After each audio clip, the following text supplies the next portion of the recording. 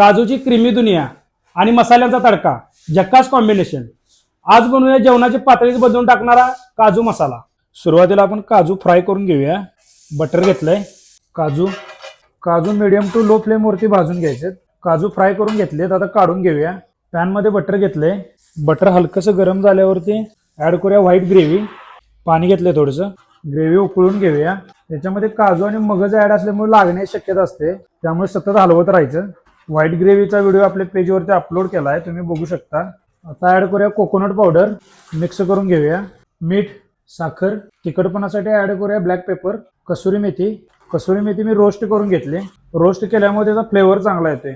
Add करूया cream. Mix करून घेऊया. आता ऍड करूया फ्राय काजू. मिक्स करून घेऊया.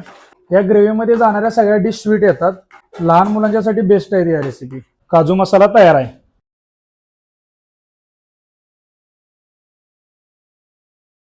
अशाच सोप्या आणि सिंपल रेसिपीसाठी आपल्या पेजला नक्की फॉलो करा.